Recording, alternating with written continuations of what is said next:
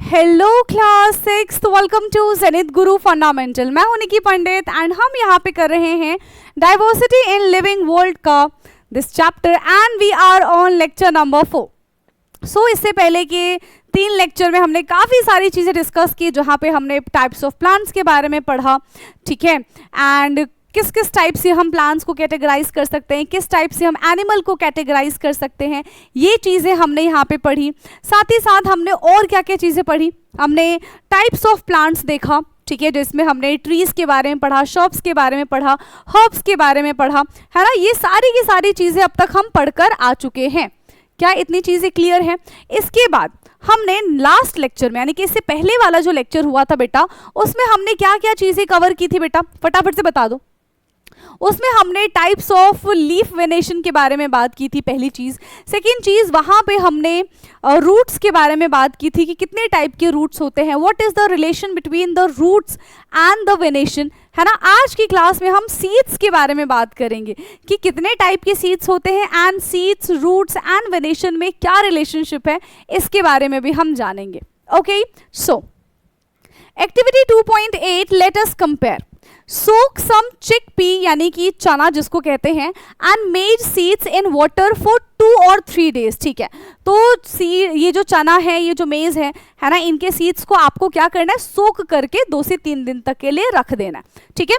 Now remove the seed coat of the chickpea. Now observe the structure of the chickpea and maize seeds, are they similar or different.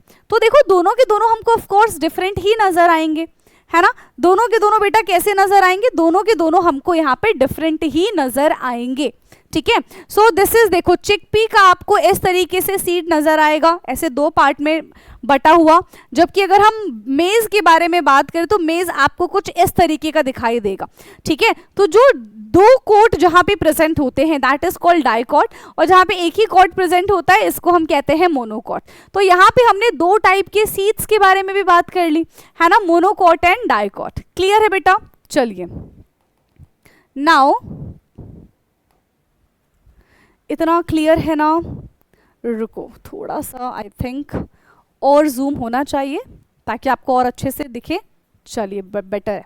Now you would notice that chickpea seeds are split into the 2 part, है ना। वो dicot है तो 2 part में वो divided है, and each part is called cotyledon, और हर एक पार्ट को बेटा हम क्या कहते हैं, कॉटिलिडन कहते हैं। तो इसके पास, चिकपी के पास यानी कि चने के पास 2 कॉटिलिडन प्रेजेंट होता है, जबकि मेज के पास सिर्फ एक ही कॉटिलिडन प्रेजेंट है, ठीक है। So plants that have seeds with 2 cotyledon are called dicotyledon, ठीक है। इसलिए हम इसको क्या कहते हैं बेटा, dicotyledon कहते हैं। And maize has single thin cotyledon, maize के पास single thin cotyledon present है, इसीलिए हम इसको क्या कहेंगे, इसीलिए हम इसको कहेंगे monocotyledons, ठीक है। क्या कहेंगे, monocotyledons कहेंगे, and that is called monocot। Now what relation do you observe among leaf venation, root type and the number of cotyledon in seeds of the plants, ठीक है। तो कैसे हम इन तीनों में रिलेशन देखते हैं, ठीक है। सो देखो, dicot plants have reticulate venation, ठीक है। क्या करें, dicot plants have reticulate venation. याद करवाया था, क्या याद करवाया था मैम, आरटी याद करवाया था लास्ट क्लास में मैंने। क्या याद करवाया था, आरटी याद करवाया था, यानी कि रेटिकुलेट के साथ टैप रूट होता है। और अब देखो यहाँ पे क्या कह रहे हैं, dicot plant have reticulate venation, है ना। Dicot plant have reticulate venation, यानी कि यहाँ पे अब डी भी आ रहा है, क्या आ रहा है, डीआरटी, ठीक है। क्या आ रहा है यहाँ पे, डीआरटी, ठीक है। एंड टैप रूट सिस्टम, ठीक है, ऑफ कोर्स टैप रूट ही होगा। While monocot plant have the parallel venation, देखो monocot plant parallel venation and fibrous root, MPF, है ना, एमपीएफ, मोनोकॉट पैरेलल फाइब्रस, ठीक है, मोनोकॉट पैरेलल फाइब्रस। एक याद कर लो, देखो आरटी आपको याद है, बस उसमें डी ऐड कर दो, डीआरटी, ठीक है। क्या ऐड कर दो, डीआरटी बन जाएगा ये, ठीक है। आया समझ में? तो एक याद कर लो, दूसरा अपने आप याद हो जाएगा, और तीनों के बीच में आपको यहाँ पे रिलेशन आसानी से पता चल जाएगा, बिना किसी झंझट के, बिना किसी इधर उधर की बातों के, ठीक है। याद रहेगा, पेपर में बहुत लंबे टाइम तक याद रहेगा। अगर आप सारी चीज़ों को एक साथ लर्न करने के लिए सोचोगे ना, तो कुछ भी चीज़ें याद नहीं रहती हैं, याद रखना ये चीज़, ठीक है। चलिए, so and fibrous root system, so you have learn about some features used for grouping plants, yes हमको तो याद है भाई। And let us explore the grouping of animals in more detail. तो यहाँ पे हमने प्लांट्स के बारे में सारी की सारी चीजें कर ली हैं cover. Now will talk about the animal, ठीक है। अब हम यहाँ पे एनिमल्स के बारे में बात करने वाले हैं। एनिमल्स को किस तरीके से हम ग्रुप करेंगे, अब इसके बारे में बात करने वाले हैं, ठीक है। सो 2.2.2 हाउ टू ग्रुप एनिमल्स, ठीक है। एनिमल्स को किस तरीके से ग्रुप करते हैं। So just like plants, animals too are significantly different from one another. जिस तरीके से प्लांट्स एक दूसरे से अलग अलग होते हैं, उसी तरीके से एनिमल्स भी एक दूसरे से बहुत अलग अलग होते हैं, ठीक है। एनिमल्स भी एक दूसरे से अलग अलग होते हैं। How can we group such a wide variety of animals. अब हम इतनी वाइड वेराइटीज ऑफ एनिमल्स को कैसे ग्रुप करेंगे, वैसे ही जैसे हमने प्लांट्स को ग्रुप किया था, है ना। दिक्कत हुई थी क्या, नहीं हुई थी मैम। तो वैसे ही प्लांट्स, जैसे हमने प्लांट्स को ग्रुप किया वैसे हम एनिमल को भी ग्रुप कर लेंगे, कोई दिक्कत वाली बात नहीं है ना। कुछ एनिमल स्विम करते हैं, कुछ एनिमल जमीन पर रहते हैं, कुछ एनिमल ऐसे उड़ते होंगे, है ना। तो ऐसे ऐसे हम उनको डिफरेंशिएट कर सकते हैं, ठीक है। Now, you have already set some basis of the grouping animals. Let us explore a few of these in more details. ठीक है, तो कुछ और एनिमल्स को हम यहाँ पे बिल्कुल डिटेल में पढ़ेंगे। कैसे पढ़ेंगे बेटा, बिल्कुल ही डिटेल में पढ़ लेंगे। चलिए फिर, ओहो चलो। सो activity 2.9 let us find out. चलिए तो कर ले फाइंड आउट फटाफट से। You have recorded the movement of a few animals in table 2.2। याद आ रहा है, याद आ रहा है, याद आ रहा है। हाँ मैम याद आ गया, है ना। याद आ गया तो बहुत अच्छी बात है, नहीं आ गया तो पहले याद करो, ठीक है। टेबल 2.2 में हमने काफी सारी चीजें रिकॉर्ड की थी। You may have also observed how other animal move from place to place, ठीक है। एक एनिमल, जैसे एनिमल जो है वो प्लेस टू प्लेस किस तरीके से मूव करते हैं, कोई चल के जाते हैं, कोई क्रॉल करके जाता है, रेंग के जाता है ना, कोई ऐसे कूद कूद के जाता है, ठीक है, कोई दौड़ के चला जाता है। Let us now think about the type of movement in animals. तो यहाँ पे हम फटाफट से एनिमल्स के मूवमेंट का टाइप देखते हैं, ठीक है। वॉक करना, रन करना, ठीक है, क्रॉल करना, क्रीप करना, इस तरीके से जाना, ठीक है। स्लिथर करना जो स्नेक करते हैं।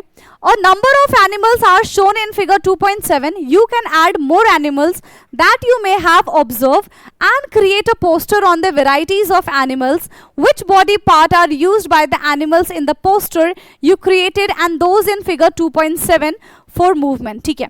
तो यहाँ पे हमको पिक्चर में देखना है कौन कौन से एनिमल है एंड ये मूव करने के लिए अपने कौन से बॉडी पार्ट्स का इस्तेमाल करते हैं, ठीक है। कौन कौन से एनिमल्स हैं बेटा एंड ये मूवमेंट करने के लिए कौन कौन से बॉडी पार्ट्स का इस्तेमाल करते हैं। क्लियर है इतना, जल्दी बताएंगे। तो ये एनिमल्स, इनको बिल्कुल गौर से देख लो। कैसे देख लो, बिल्कुल ऐसे गौर से देख लो, अपनी बुक में देख लो, अदरवाइज आप यहाँ पे भी देख सकते हो, ठीक है। क्लियर, चलिए दिख गया, चलो बहुत बढ़िया। नाउ लिस्ट दीज टेबल इन 2.5। अब हमें एक टेबल 2.5 में सारी की सारी चीजों को इनलिस्ट करना है। Note the ways in which these animals move and name the body part use for the movement. Some examples are given in table 2.5, ठीक है। कुछ एग्जाम्पल्स हमको यहाँ पे गिवन है, चलिए। सो 2.5 is movements in animals and their body part involve, ठीक है। सबसे पहले हम छोटी छोटी चींटियों के बारे में बात कर लें, है ना। इनके बारे में बात करना तो बहुत ज़रूरी है, ठीक है। तो सबसे पहले हम यहाँ पे छोटी छोटी चींटियों के बारे में बात करते हैं। तो बेटा ये क्या करते हैं, ये तो मैम वॉक करके जाते हैं, ठीक है। क्या करते हैं ये तो वॉक करके जाते हैं। फिर हम बात करते हैं गोट के बारे में, ये वॉक भी करते हैं, जंप भी करते हैं, और कौन सा बॉडी पार्ट यूज करते हैं, of course leg he use करेंगे, है ना। ये लेग ही यूज करेंगे मूवमेंट के लिए। इसके बाद है पिजन, तो वॉक करते हैं, फ्लाई करते हैं, लेग एंड विंग्स है। हाउस फ्लाई की बात करें तो वॉक करते हैं, फ्लाई करते हैं, लेग्स एंड विंग्स है। फिश के बारे में अगर हम बात करें, हाँ बताओ जरा, फिश क्या करता है बेटा, हाँ फिश क्या करता है, फिश मैम स्विम करता है ना। फिश तो स्विम करता है, और कैसे स्विम करता है, फिन्स से, उनके पंख नहीं, उनके फिन्स होते हैं ना फिश के, उससे, ठीक है। फिर हम एनी अदर में किसके बारे में बात कर ले, स्नेक के बारे में बात कर ले, यस मैम, है ना। हम स्नेक के बारे में बात कर लेते, तो स्नेक क्या करते हैं, स्लिथर करते, क्या करते बेटा, स्लिथर। ये इस तरीके से रेंग के जाते हैं, वो भी अपनी पूरी बॉडी की हेल्प से, ठीक है, किसकी हेल्प से? पूरी बॉडी की हेल्प से। एंड नेक्स्ट हम बात करेंगे यहाँ पे फ्रॉग के बारे में। तो फ्रॉग क्या करते हैं? स्विम भी करते हैं और कूद कूद के चलते हैं, है ना, क्या करते हैं? कूद कूद के चलते हैं। हॉप्स एंड स्विम्स भी करते हैं ये, ठीक है, किससे? अपने प्यारे प्यारे लेग्स से, नॉट लेग्स, इट लेग्स, ठीक है, अपने सुंदर सुंदर लेग्स से करते हैं ये। फिर हम बर्ड्स ले लेते हैं, ठीक है, सारे के सारे बर्ड्स क्या करते हैं? वॉक भी करते हैं एंड फ्लाई भी करते हैं, ठीक है, वॉक्स एंड फ्लाइज, ठीक है, वॉक करते हैं, फ्लाई करते हैं। कैसे वॉक करेंगे? पैरों की हेल्प से वॉक करेंगे एंड विंग्स की हेल्प से फ्लाई करेंगे। लेग्स एंड विंग्स, ठीक है, क्या करते हैं? ये लेग्स एंड विंग्स की हेल्प से ये चलते भी है और ये उड़ते भी हैं। ओके, क्लियर है इतना बेटा? चलिए, What conclusion can you drawn from the data given in the table 2.5? क्या conclusion आपने निकाला कि अलग अलग जो animals हैं वो अलग अलग body part का use करके movement show करते हैं। That's it, ठीक है? So, different animals have different type of movement. Animals can fly, run, crawl, walk, hop or jump and so on. तो ये सारी की सारी चीजें करते हैं। They use different body parts for moving from one place to another. They may use wings, legs and the other parts that help them to move. ठीक है, अपने wings का इस्तेमाल करते हैं, अपने legs का इस्तेमाल करते हैं, अपने fins का इस्तेमाल करते हैं movement करने के लिए, move करने के लिए, ठीक है। Here we have identified animals based on the type of movement and the body part used for the movement. How can we group animals based on their movement? कर सकते हैं, है ना, जितने भी एनिमल्स जो हैं वो वॉक करते हैं उनको एक कैटेगरी में रख दो, जितने भी एनिमल्स हैं जो स्लिथर करते हैं उनको एक ग्रुप में रख दो, जितने भी एनिमल्स हैं जो सिर्फ वॉक करते हैं, रन करते हैं, उनको एक ग्रुप में रख दो। तो इस तरीके से बेटा हम उनको कैटेगराइज कर सकते हैं, है ना। जितने भी एनिमल्स हैं जो सिर्फ स्विम करना जानते हैं उनको एक ग्रुप में रख दो। राइट, आया समझ में? आया ना? आ गया ना समझ में? ठीक है। Now Additionally, many animals differ from each other in a shape, size, structure, color and the other features. ठीक है, तो अपने रंग, रूप, रोगन इन सब की वजह से भी ये अलग अलग होते हैं। Some of these features can also be used to group animal in the various ways. Like plants, grouping of animal is important for understanding their diversity. तो हमें plants को ग्रुप करना चाहिए, हमको animals को ग्रुप करना चाहिए ताकि हम इनकी डाइवर्सिटी को बहुत अच्छे से समझ सके। ठीक है, इनकी डाइवर्सिटी को क्या कर सके बेटा? बहुत अच्छे से समझ सके। नाउ नोवा साइंटिस्ट, ठीक है, Janaki Ammal was an Indian botanist dedicated to environmental work and help to document and preserve India's rich plants biodiversity. तो जानकी अमल है, ठीक है, ये एक क्या है? इंडियन बायोनिस्ट है, ठीक है, बोटानिस्ट है, sorry not bionist, it's botanist. So basically इन्होंने अपने इन्वायरमेंट के लिए काफ़ी सारा काम किया है ना, एंड इन्होंने अपनी इंडिया में, ठीक है, बहुत सारे बायोडाइवर्सिटी को क्या किया? हेल्प किया है, प्लांट्स को हेल्प किया है basically, and she played a key role in the save Silent Valley movement. ठीक है, साइलेंट वैली मूवमेंट में इनका योगदान रहा है। As the head of the botanical survey of India, she initiated programme to document the plant diversity of India. ठीक है, तो इन्होंने प्लांट डाइवर्सिटी पे भी बहुत सारा है ना, काफ़ी सारा वर्क किया है। क्लियर है? एंड इसीलिए आज हम इनको जानते हैं। ऐसे ही आप भी बहुत अच्छे अच्छे काम करिए ताकि आगे आने वाले टाइम में आपका भी ऐसे ही नाम आए, है ना, कि इस जो भी आपका नाम है ना, चलो मान लेते हैं कि आपका नाम विकास है, तो विकास ने इतनी मेहनत की है कि आज विकास को हम यहाँ पे पढ़ रहे हैं। ठीक है, तो इतनी मेहनत आपको करनी है। ठीक है, चलिए now success story save silent Valley movement. ठीक है, तो अभी हमने देखा कि जो जानकी अमाल है उन्होंने साइलेंट वैली मूवमेंट में उनका योगदान रहा है, तो किस तरीके से उन्होंने उसको सेव किया, उनकी ज़रा सक्सेस स्टोरी के बारे में बात करते हैं। ठीक है, तो यहाँ पे क्या है? This is the real story of the forest in the Palakkad district of the Kerala, and it is about preserving untouched beauty of the most evergreen forest in its rich biodiversity. So basically Kerala की story है, ठीक है, जहाँ पे किसके बारे में बात करें? किसको प्रिजर्व करने के बारे में बात करें बेटा? फॉरेस्ट को। ठीक है, फॉरेस्ट को प्रिजर्व करने के बारे में बात कर रहे हैं, क्योंकि फॉरेस्ट जो है वो रिच बायोडाइवर्सिटी होते हैं, है ना, फॉरेस्ट से ही सब कुछ है, हम सांस ले पा रहे हैं just because of forest. Clear. The now famous Silent Valley was saved by the remarkable movement led to the common people who were not even residing in the vicinity of the forest. ठीक है, तो जो common people थे वहां के, उन लोगों ने प्रोटेस्ट किया, उन लोगों ने साइलेंट वैली को बचाया. And the battle against the proposal of the hydro electric dams across, ठीक है, across the Kunti Puzha river persistence of the 10-year, and at that time people used all possible available means such as the widespread awareness program, letters to editor, articles, newspaper. इस तरीके से लोग protest कर रहे थे ताकि ये जो वैली है ये बचाया जा सके. ठीक है, लोग इस वैली को क्यों हटाना चाह रहे थे? जो लोग हटा रहे थे वो वहां पे क्या बनाना चाहते थे बेटा? वो वहां पे डैम बनाना चाहते थे. ठीक है, जंगल को हटा के, उस फॉरेस्ट को हटा के. ठीक है, तो लोग पेड़ को प्रिजर्व कर रहे थे वहां पे. उन्होंने बहुत सारी अवेयरनेस फैलाई कि भाई पेड़ अगर कट जाएंगी तो यही दिक्कतें हमको झेलनी पड़ेगी. न्यूज़पेपर के माध्यम से, सेमिनार के माध्यम से पेटिशन अपील की है. ठीक है, आर्टिकल लिखा है ना, लेटर्स लिखे हैं, बहुत सारे अवेयरनेस जैसे प्रोग्राम चलाए, तब जाके आज ये बच पाया है ना. एक की आवाज उठाने से कुछ नहीं होता, बट जब सब मिलके आवाज उठाते हैं तो बहुत कुछ होता है. ठीक है, now in newspaper, seminar and the petitions and appeal in the court, the movement was successful in saving the Silent Valley. और जब इतने लोगों की आवाज़ जब जाएगी तो किसी ना किसी को तो बेटा सुनाई देगी ना, है ना. और ऐसे इन सारे लोगों की आवाज़ सुनाई दी और आज हमारे पास ये हमारा साइलेंट वैली है.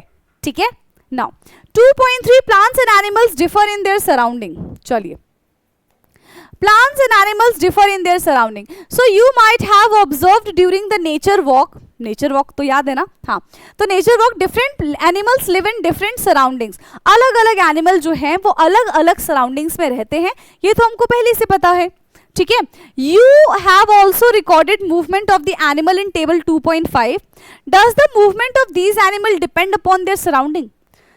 तो देखो, डिपेंड करता भी है और नहीं भी करता है ना, उनके बॉडी स्ट्रक्चर के, उनके बॉडी वेट के ऊपर, किस तरीके का उनका खान पान है उस पर भी डिपेंड करता है.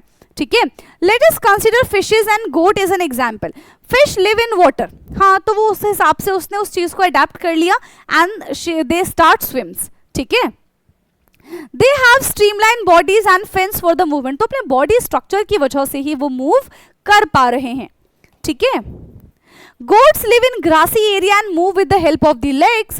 The size and the shape of the animals also differ from one another. ठीक है, तो देखो इन लोगों के शेप्स एंड साइज भी अलग अलग है, प्लस इनके जो मूवमेंट का तरीका है that is also very different. ठीक है, ये अलग अलग तरीके से भी मूव करते हैं. Now activity 2.10, late us compare and analyse. ठीक है, तो कंपेयर करेंगे एंड यहाँ पे हम चीज़ों को एनालाइज भी करेंगे.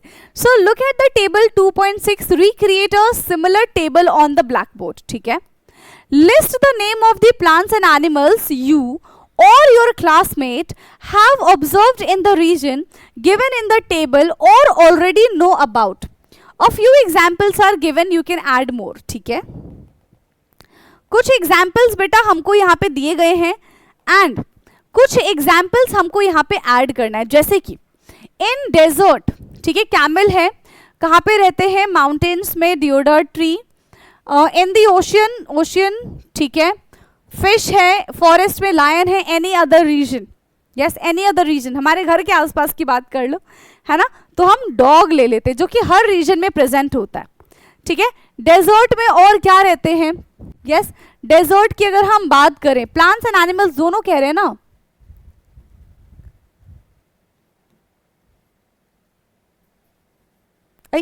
ये क्या हो गया?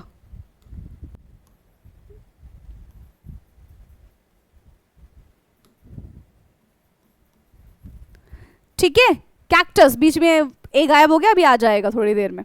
ठीक है, माउंटेन की अगर हम बारे में बात करें तो माउंटेन में कौन से प्लांट्स प्रेजेंट होते हैं? वो जो निडल लाइक प्लांट्स होते हैं ना, वो प्रेजेंट होते हैं, है ना.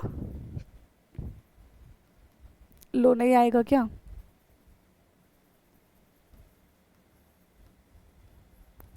अच्छा, एप्पल ट्री भी जनरली माउंटेन, ये शिमला वगैरह साइड में ही होता है. ठीक है, ओशन की बारे में बात करें तो फिश है यहाँ पे, वेल हो जाएगा. टाइगर ले लो, यहाँ पे कैट ले लो, इस तरीके से हम इसको कैटेगराइज कर सकते हैं, ठीक है। अलग अलग प्लांट्स भी लिख सकते हो और यहाँ पे आप एनिमल्स भी लिख सकते हैं, ठीक है। प्लांट्स भी लिख लो और एनिमल्स भी लिख लो। क्लियर है? क्या मेरी इतनी बात बेटा आपको समझ में आई है? जल्दी बताएंगे। हाँ, आ गई मेरी इतनी सी बात आपको समझ में? चलिए ठीक है। नाउ लेट्स कंटिन्यू, आगे कंटिन्यू करते हैं हम।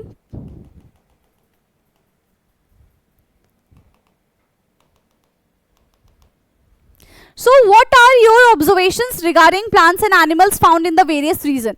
Discuss your observations with your classmate. तो जो भी चीज़ें आप लिखते हैं, देखते हैं अपने आसपास, तो वो सारी की सारी चीज़ें आपको अपने फ्रेंड्स के साथ डिस्कस करनी है, क्योंकि जो आपका पॉइंट ऑफ व्यू होगा आपके फ्रेंड्स का अलग होगा, है ना। तो वहाँ पे आपको और नई नई चीज़ें जानने के लिए मिलेंगी और नई नई चीज़ें बेटा आपको सीखने के लिए मिलेंगी। So you might observe from table 2.6 that plant and animals found in one kind of region are different from those found in another kind of region. Yes. तो अलग अलग रीजन में हमको अलग अलग प्लांट्स एंड एनिमल्स देखने के लिए मिलते हैं, उनकी वेराइटीज देखने के लिए मिलती है। और ऐसा नहीं है कि अगर मान लो कि यहाँ का जैसा डॉग है पहाड़ी इलाके का भी वैसा ही डॉग हो, नहीं, उनकी बनावटें अलग होंगी, उनका बॉडी स्ट्रक्चर अलग होगा, वो थोड़े भयंकर दिखते होंगे, ठीक है। यहाँ के तो बहुत क्यूट से दिखते हैं, बहुत अच्छे दिखते हैं, लेकिन वहाँ के हो सकते थोड़े से अलग दिखे, ठीक है। तो अलग अलग रीजन में अलग अलग टाइप के प्लांट्स पाए जाते हैं, अलग अलग टाइप के एनिमल्स पाए जाते हैं। So during a discussion in the classroom, Alex recalled that he observed cactus plant with a thick and the fleshy stem in the desert of the Rajasthan. तो एलेक्स क्या कहता है भाई कि उसने कैक्टस का पौधा देखा है, कहाँ पे?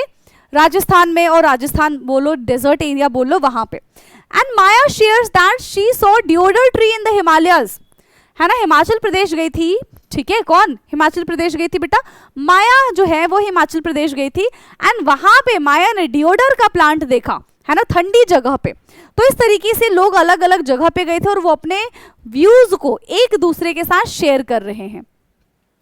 These tree are conical in shape and behave flexible and कैसा यहाँ पे ब्रांचेस है इनके, स्लोपिंग ब्रांचेस है, इस तरीके के ब्रांचेस होते हैं, ठीक है, sloping branches. Now notice that, क्या नोटिस करना है बेटा यहाँ पे? Notice that these two type of plants found in different regions, ठीक है। ये जो दो प्लांट्स है, जैसे कैक्टस के बारे में बात करें या फिर हम यहाँ पे डिओडर के बारे में बात कर रहे हैं, so they are the plants of the different region, ठीक है। तो इनकी बनावटें अलग है, इनके फीचर्स अलग है, इनकी सारी की सारी चीजें जो है वो कैसी होंगी बेटा? अलग अलग होंगी। So from each other, why is it so? Why does the biodiversity of a region vary from that of another? क्योंकि देखो वहां पे किस टाइप का रीजन है ना, वहां पे किस टाइप का क्लाइमेट है, किस टाइप के सॉइल है, इस पे भी डिपेंड करता है कि कैसा प्लांट वहां पे ग्रो होगा। There are very little water available in the desert. A hot desert is typically a very hot. ठीक है, तो जो डेजर्ट एरिया होता है वो वाकई बहुत ज़्यादा हॉट होता है, एंड वहाँ पे वैसे ही प्लांट सर्वाइव कर पाते हैं, ठीक है, जो कम ट्रांसपिरेशन करे, है ना। अपना स्टोमेटा खोलते सारा का सारा पानी निकल जाएगा और फिर वो तो तुरंत ही मर जाएंगे, है ना। तो ऐसा प्लांट वहाँ पे होना चाहिए जो बाहर से तो टफ हो बट अंदर से बहुत ज़्यादा सॉफ्ट हो, ठीक है, जो कि कैक्टस होता है, ठीक। So a hot desert is typically very hot during the day and very cold at the night. Therefore, you will find plants and animals in these areas that can tolerate and survive both the hot condition during the day and the cold condition at night. तो इस area में क्या होता है, desert area में दिन के time पे गर्मी बहुत होती है एंड रात के टाइम में बहुत ठंड लगने लग जाती है, ठीक है। The fleshy stem of the plants found in the desert can store water and help them to tolerate the hot condition in these places. तो वो जो फ्लैशी पार्ट होता है कैक्टस का ना, वो उसको हेल्प करता है इतने गर्म एरिया में सरवाइव करने में, ठीक है। समझ में आ रही है बात? चलिए। So the mountains in extremely cold region experience a frequent snowfall. In order to survive in such condition, some of the trees have the ability to let the snow slide off easily.